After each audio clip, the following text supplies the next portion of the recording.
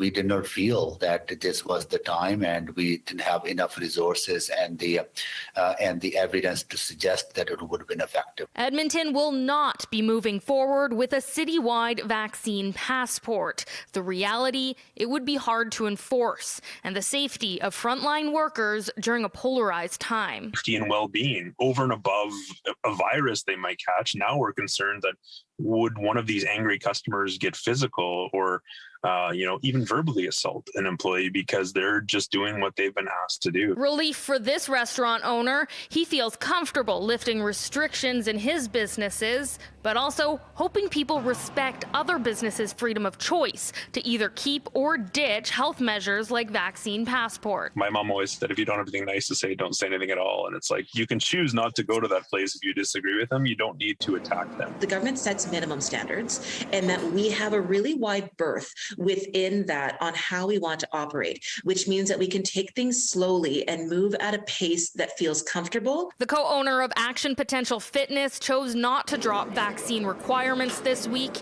to have time to check in with staff and customers and wait for the city to make a decision. It's really about having predictability and consistency. The Edmonton Chamber of Commerce is glad we're avoiding some confusion. And just wondering if there is a term for the mood in the business community this week.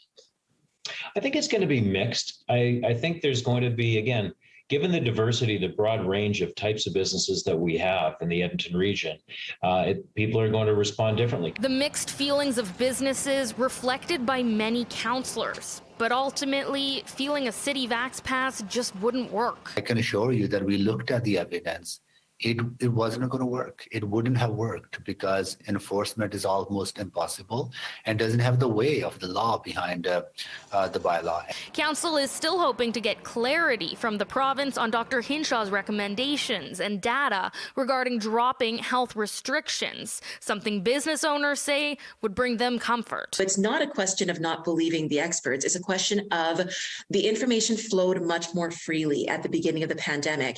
And then we got a lot of inconsistent answers. And Edmonton's mask bylaw remains unchanged. So even as Alberta drops face coverings for those under 12 Saturday, in Edmonton, masks are required for those 2 and up.